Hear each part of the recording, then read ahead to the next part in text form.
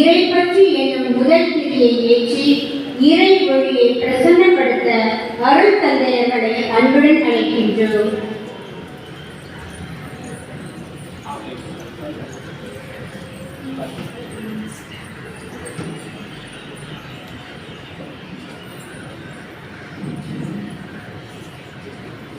ஆண்டவரே பேசும், உம் அடியான் கேட்கிறேன் என இறை குரலுக்கு செவி கொடுத்து தம் வாழ்வை அர்ப்பணித்த மரியாவையும் கருணை புனிதரையும் போல நாமும் இறை குரலை உணரும் ஞானம் வேண்டி அருட்சகோதரிகள் இரண்டாம் கிரியை ஏற்றுகின்றனர்.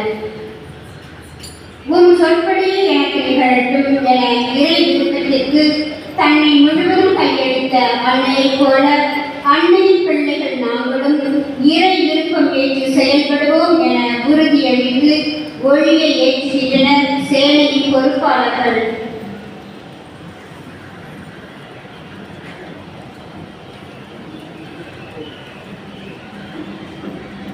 என் அன்பில் நிலைத்திருங்கள் என விடுக்கும் அழைப்பை ஏற்று இறை அன்பில் நிலைத்திருந்த நம் புனிதர்களைப் போல நாமும் இறை அன்பில் நிலைத்திருந்த அருள் வேண்டி ஒளியை ஏற்றுகின்றனர் சேனையின் பெண் உறுப்பினர்கள்.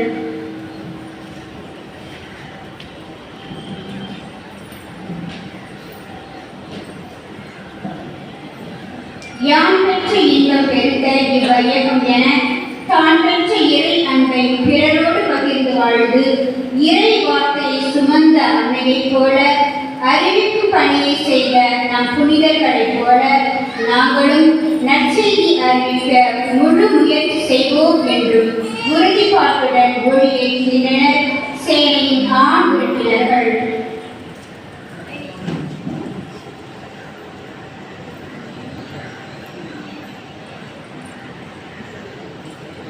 நான் செய்யும் செயல்களை என்னிடம் நம்பிக்கை கொள்பவர்களும் செய்வர் எனும் இறை வார்த்தையை விளக்கமாக்கி இறைகரமாக செயல்பட்டு அதிசயங்களையும் அற்புதங்களையும் மாற்றிய நம் தூயவர்களை பின்பற்றி இறைகரமாக செயல்பட ஒளியேற்றுகின்றனர் வெளியூர் வாழ் இவ்வூர் உதவிகள் தேவைகள் பெற்றுக் கொள்வீர்கள் என்பதற்கேற்ப இறைமகனை குழந்தையில் தாங்கும் பேச்சினை பெற்ற அன்னை மரியாதை போல நம் கரத்தில் ஏந்தும் பேச்சினை பெற்ற நம் புனிதர் அந்தோணியாரை போல நாமும் வாழ விரும்பி ஒளி ஏற்றுகின்றனர் பாட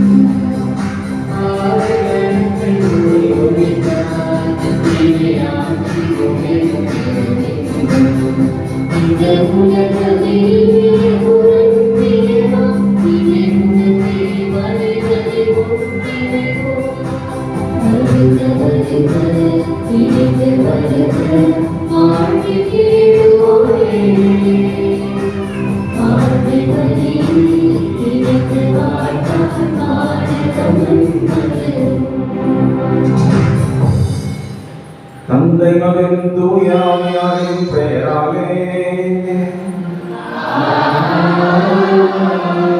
நம் ஆண்டவராகிய இயேசு கிறிஸ்துவின் அருளும் கடவுளின் அன்பும் தூய ஆவியின் நட்புறவும் உங்கள் அனைவரோடும் இருப்பதாக. திருப்பலி முன்னுரை. நம் புனிதரின் 10ஆம் நாள் நவநாளையும் நமது அன்னை மரியாவின் பிறப்பு விழாவையும் கொண்டாடி மகிழ வந்திருக்கும் உங்கள் அனைவரையும் திருப்பலிக்கு வரவேற்பதில் மரியாவின் சேனை மகிழ்கின்றது. இறைவேண்டலின் உச்சம் நற்கருணை என்ற தலைப்பில் தியானிக்க இன்றைய நாள் நமக்கு அழைப்பு விடுகின்றது. இறைமகன் இயேசுவால் நேரடியாக மனித குலத்திற்கு வழங்கப்பட்ட அருள் அடையாளமே நற்கருணை. கிறிஸ்தவ வாழ்வின் உச்சமாக விளங்குவது நற்கருணை. கடவுள் மனித குலத்தின் மீது கொண்ட பேரன்பால் அவர்களை பாவத்தில் இருந்து மீட்க தனது ஒரே மகனை தியாக பலியாக்கினார் என்பதே கிறிஸ்தவர்களின் அடிப்படை நம்பிக்கை. இதனையே யோவான் நற்செய்தியாளர் தம் மகனையே அளிக்கும் அளவுக்கு கடவுள் உலகிலே அன்பு கொண்டார் என அதிகாரம் 3:16 கூறுகிறார். இந்த பேருண்மையை தான் நாம் நற்கருணை பலியாக கொண்டாடுகிறோம். இந்த நற்கருணை பலியில் நமக்காக தன் உயிரையே தியாகம் செய்த இறைமகனின் எல்லையற்ற அன்பும் இரக்கமும் நிறைந்த செயலுக்காக நன்றி கூறுவோம். தன்னையே தந்த இறைமகனை இவ்வுலகில் பிறக்க செய்த ஆரோக்கிய அன்னையின் பிறந்த நாளில் அன்னையைப் போல இறை விருப்பத்திற்கு பணிந்து வாழ உறுதியேற்போம். அன்னையின் பிறப்பு அகிலத்திற்கு மீட்பரை தந்தது. மகனின் பிறப்பு இவ்வுலகிற்கு மீட்பை தந்தது. நமது பிறப்பின் பயன் என்ன என்று சிந்திப்போம். நற்கருணை பலி வழியாக அருளை நிறைவாக பெற இத்திருப்பலியில் இணைந்து ஜெபிப்போம். அன்போடு நிறைவாக நமது தெளிக்கப்படுகிற இத்தண்ணீரை புது படைப்பாக மாற்றி நாம் தூய மறை நிகழ்வுகளை கொண்டாடத்தக்க வகையில் பாவத்தின் குற்றவர்களிலிருந்து கழுவப்படுமாறு இத்தண்ணீரை ஆசீர்வதித்து புனிதப்படுத்த இறைவனை கொண்டாடுவோம். என்றும் உள்ள எல்லாம் வல்ல இறைவா, வாழ்வின் ஊற்றும் தூய்மையின் தொடக்கமுமான தண்ணீரின் வழியாக மக்கள் புனிதமடைந்து நிலை வாழ்வின் கொடையை பெற வேண்டும் என்று திருவிழமானது. இத்தண்ணீரை புனிதப்படுத்திய உண்மை தாழ்மையால் வேண்டுகின்றோம். ஆண்டவரே, உமது அருட்காவலை பெற விரும்புகிறோம். வாழ்வழித்தின் அருள் ஊற்றினை எங்கள் புதுப்பித்தாரு. இத்தண்ணீரினால் எங்கள் உள்ளத்தை உடலையும் தீமைகள் அனைத்திலும் இருந்து பாதுகாத்தல்வீராக. இவ்வாறு தூய ஆவி எங்களோடு உடன் இருந்து உமது மீட்பை பெற்றுக்கொள்ள தந்தை பெறச் செய்வதாக. எங்கள் ஆண்டவர் இயேசு வழியாக மகிழ்ச்சி மன்றாடுகின்றோம்.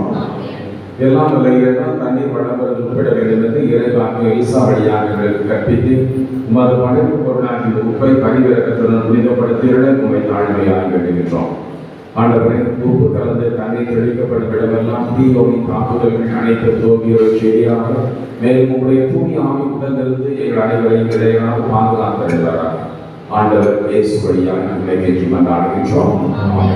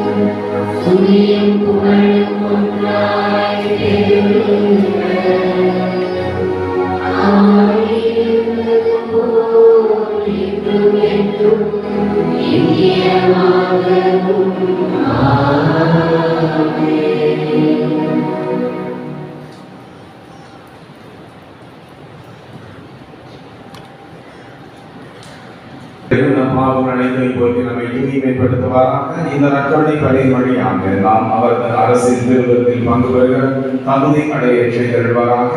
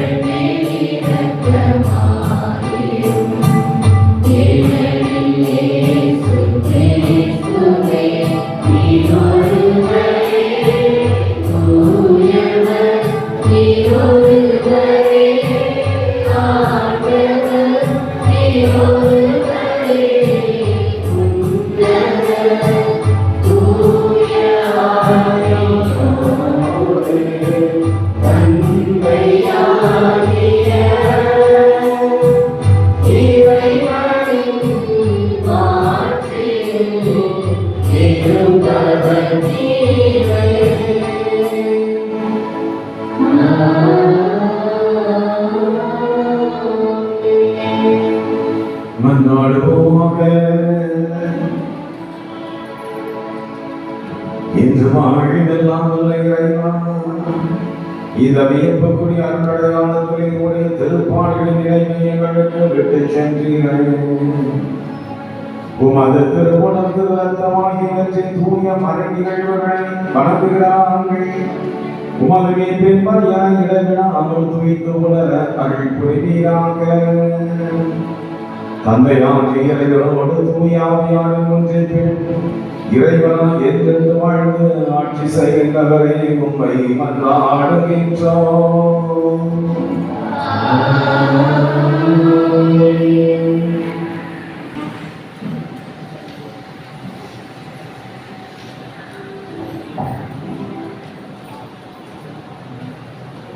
உங்களுக்காக வானத்திலிருந்து அப்பத்தை பொழிய போகிறேன். விடுதலை பயண நூலிலிருந்து வாசகம். 16வது அதிகாரம் 2 முதல் 4 வரை மற்றும் 12 முதல் 15 வரையிலான இறைவாக்குகள். அந்நாட்களில் இஸ்ராயேல் கூட்டமைப்பினர் அனைவரும் அந்த பாலை நிலத்தில் மோசேக்கும் ஆரோனுக்கும் எதிராக முறுமுறுத்தனர்.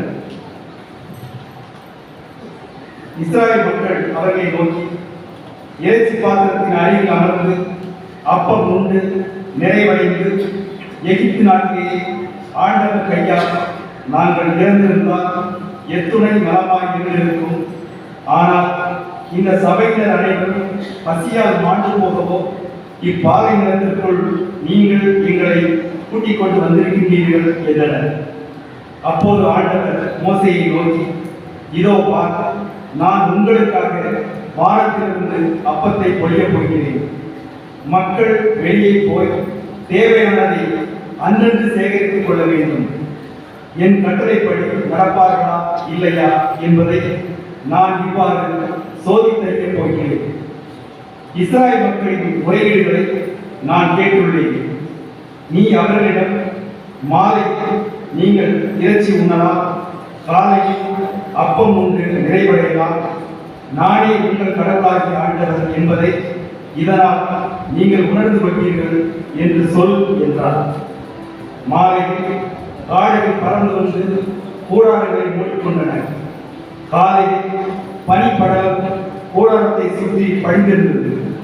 பனிப்படலம் மறைந்த போது பாலை நிலப்பரப்பின் மீது மென்மையான தட்டையான மெல்லிய உரைப்பணி போன்ற சிறிய பொருள் காணப்பட்டது. இஸ்ராயேல் மக்கள் அதை பார்த்துவிட்டு ஒருவரை ஒருவர் நோக்கி மன்னா என்றனர். ஏனெனில் அது என்ன என்று அவர்களுக்கு தெரியவில்லை. அப்போது மோசே அவர்களை நோக்கி, ஆண்டவர் உங்களுக்கு உணவாக தந்த அப்பம் இதுவே என்றார். ஆண்டவர் வழங்கும் அருள்வாக்கு.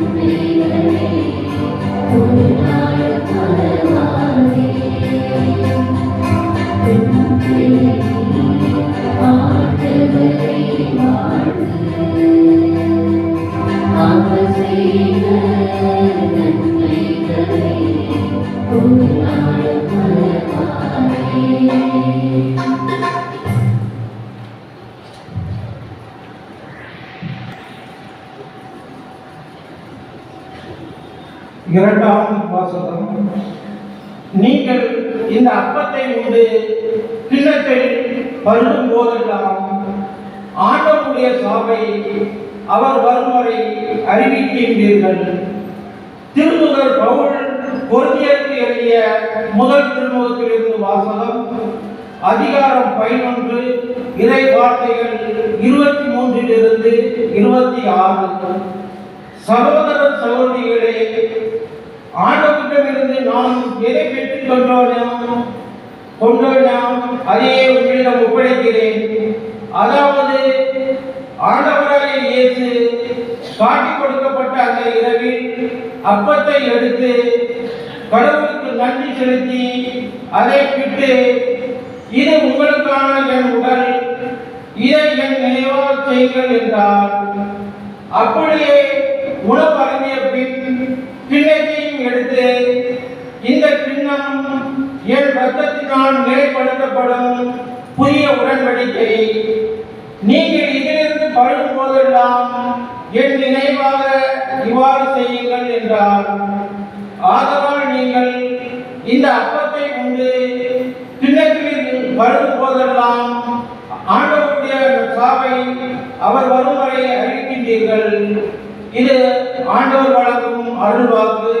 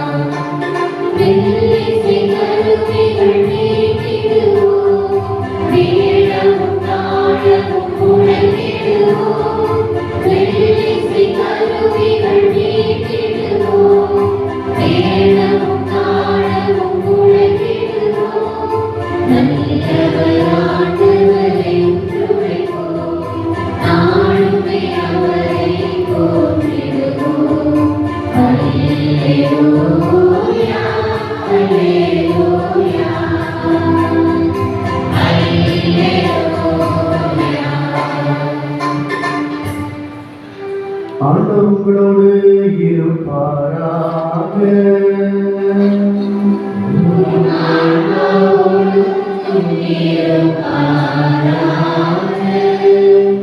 லூக்கா எழுதிய நற்செய்தியிலிருந்து வாசகம்.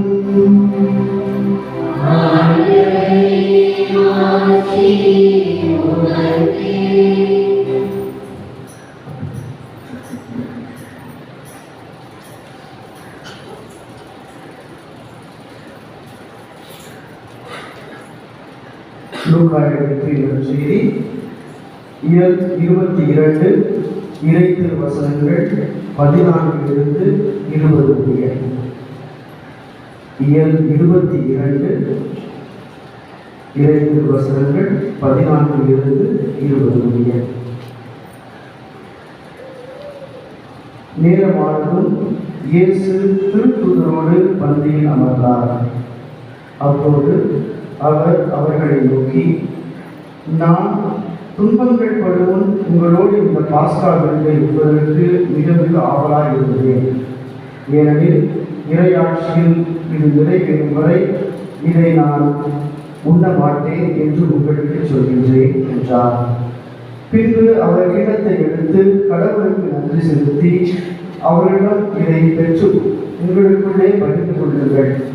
ஏனெனில் இது முதல் இறையாட்சி வரும் வரை திராட்சை பழ ரசத்தை குடிப்பதில்லை என நான் உங்களுக்கு சொல்கின்றேன் என்றார். பின்பு அவர் அப்பத்தை எடுத்து கடவுளுக்கு நன்றி செலுத்தி அதை பெற்று அவர்களுக்கு கொடுத்து, இது உங்களுக்காக கொடுக்கப்படும் எனது உடல், இதை நினைவாக செய்யுங்கள் என்றார்.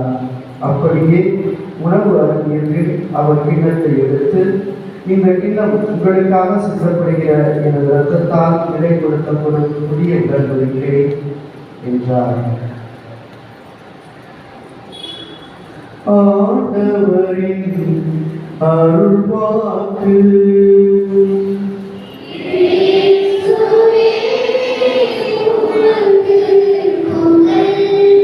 இந்த வாரம் நம்பிக்கை நாம் சேர்ந்து வாழ்க்கை.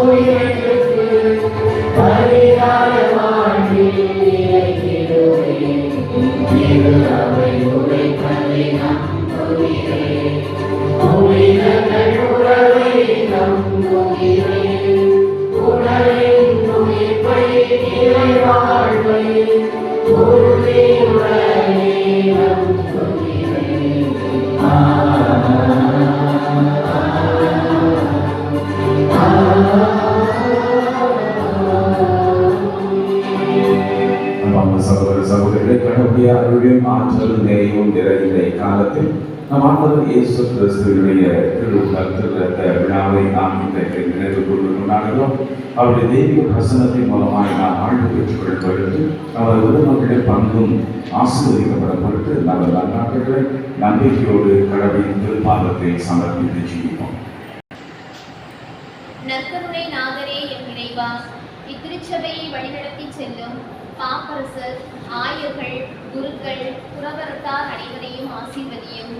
அவர்கள் மக்களை நல்வழி பாதையில் நடத்தி செல்லவும், அவர்கள் எடுக்கும் ஒவ்வொரு முயற்சியிலும் தூய ஆவியானவரின் கரம் அவர்களோடு இருந்து அவர்களை வழிநடத்த வேண்டும் என்று இறைவா உம்மை மன்றாடுகிறோம்.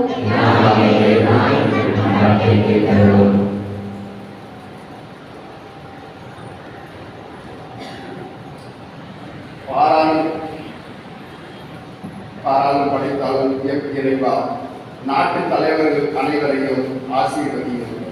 அவர்கள் சாதி சமய வேறுபாடின்றி ஒடுக்கப்பட்ட மக்களை நீதி நியாயத்தோடு வழிநடத்த வேண்டும் என்று இறைவா உம்மை மன்றாடுகிறோம்.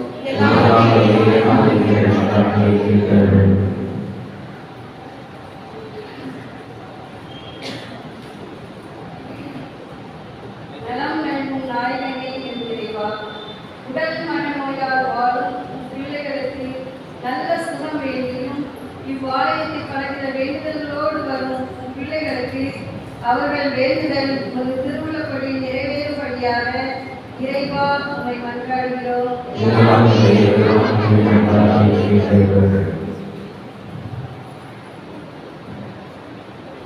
மகப்பேரின் எம் பிள்ளைகளுக்காக மன்றாடுகிறோம். குழந்தைகளுக்காக ஏங்கி தெரிந்த அண்ணால் சோதனையும் தம்பதியருக்கு அன்னை மரியாதை கொடுத்து ஆசீர்வதித்தது போல எங்கள் மத்தியில் குழந்தைகளுக்காக தெரிவிக்கின்ற மக்களுக்கு குழந்தை செல்வத்தை கொடுக்க வேண்டும் என்று இறைவா உம்மை மன்றாடுகிறோம்.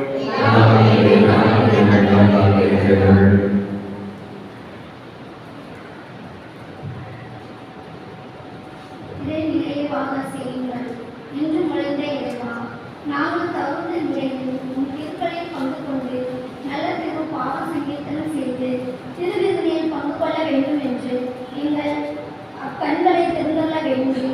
இறைவா உம்மை மன்றாடுகிறோம்.